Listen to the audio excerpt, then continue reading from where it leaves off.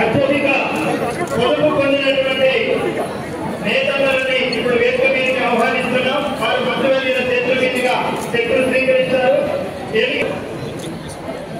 గట్టిగా మీ కరతాలతో కొంచెం మన నేతలు కొంచెం మన నీకు రానివ్వండి. రామోజీ చంద్రకర్ గారు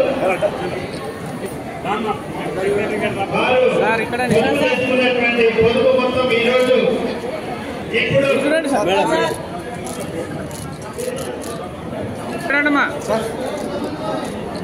వ్యక్తిగతంగా వృత్తిదారులైనటువంటి చెరుకూరి ప్రమీల గారు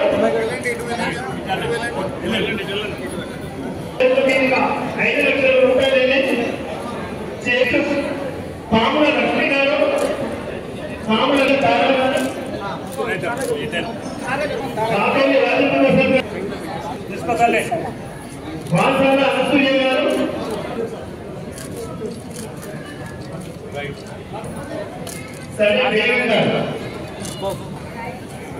అరకిపల్లి పద్మాల్ గారు ఇక్కడికి రావాలి. అరకిపల్లి పద్మాల్ గారు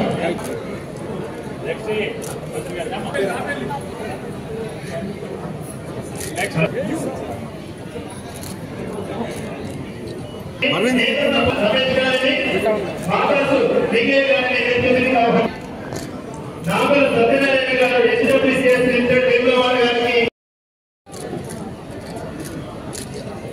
హెచ్డబ్ల్యూసీఎస్ లిమిటెడ్ సిరిసిల్ల గారిని వేదిక మీదకి ఆహ్వానిస్తున్నారు. ప్రిన్సిపల్ సెక్రటరీ ఇద్దరికి కూడా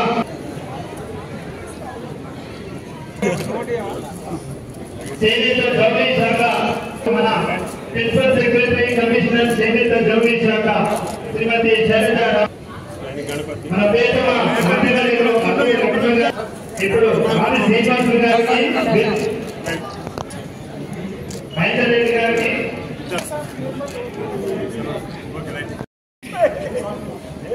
శాంతిపల్లి సిరిసిల్ల జిల్లా IPS superintendent of police ISP సీదే గారిని వేదిక మీదకి సదరంగా ఆహ్వానిస్తున్నారు.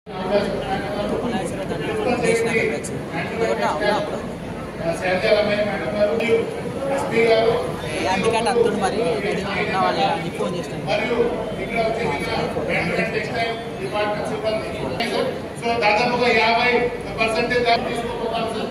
అది చెప్పి చిన్న వాటితో నేను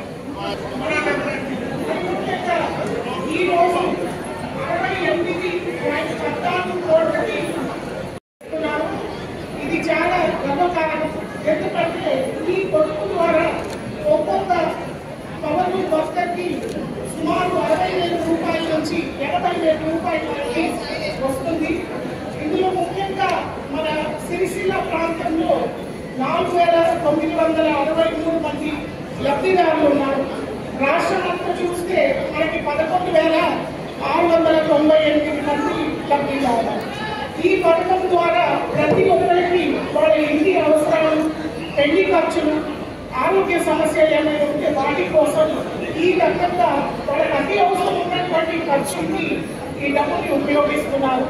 ఈ రకంగా ఎక్కడ కూడా అసహానికి గురి కాకుండా ఉండాలి నేత కార్మికులని ఒక ఆలోచనలో ఈ పథకాన్ని ముందుకు తీసుకొని.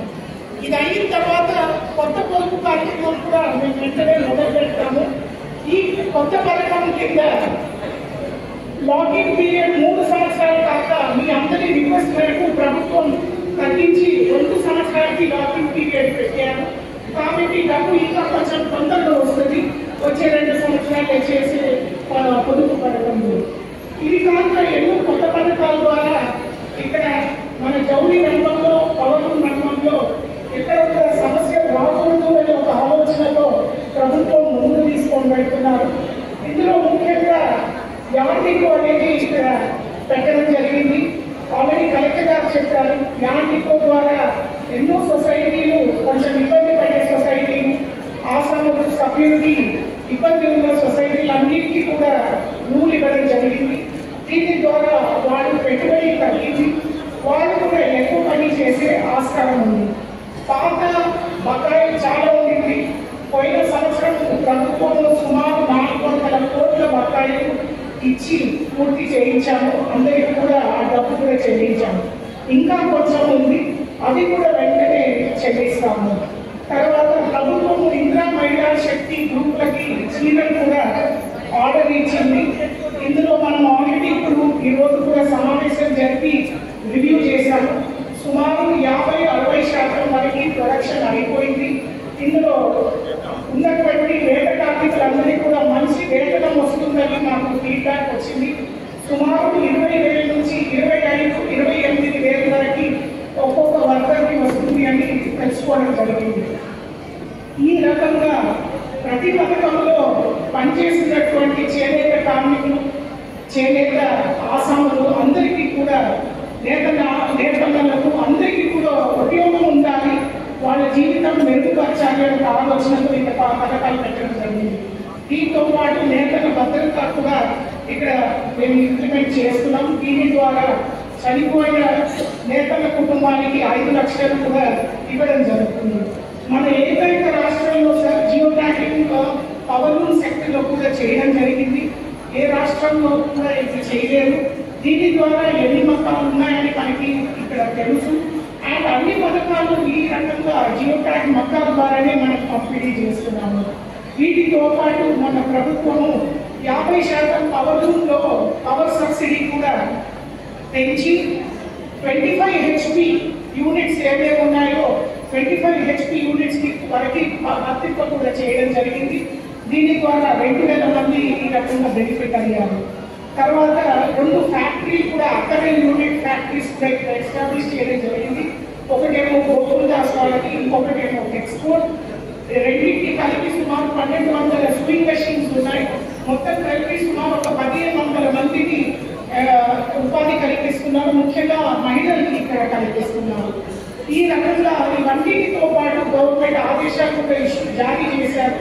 అన్ని పథకాలు ప్రతి ఒక్క డిపార్ట్మెంట్కి కావాల్సినటువంటి వస్త్రాలు కూడా మన పవర్ లూమ్, హ్యాండ్లూమ్ సెక్టర్ నుంచే తీసుకోవాలి అని చెప్పడంతో ఇక్కడ చేతి నిండా పని అనేది మేము కల్పిస్తున్నాము. ఈ కొద్ది విషయాలు చెప్పుకుంటూ ఈ రకంగా పూర్తి స్థాయిలో ఉన్నటువంటి రంగానికి, బరుమక్క రంగం, చేనేత రంగానికి ఎక్కడ అసహానికి గురి కాకుండా ముందుకు తీసుకొని వెళ్ళాలనే కోరికతో ఇవన్నీ కూడా చేయడం జరుగుతుంది. మళ్ళీ ఒకసారి నేను అందరికీ కృతజ్ఞతలు చెప్పుకుంటూ ప్రత్యేకంగా మంత్రివర్యునికి, ఎందుకంటే వారి బిజీగా ఉండి కూడా ఈ రోజు వారు రావడం జరిగింది, వారికి గవర్నమెంట్ విప్ గారికి మళ్ళీ నా కృతజ్ఞతలు చెప్పుకుంటూ సెలవు.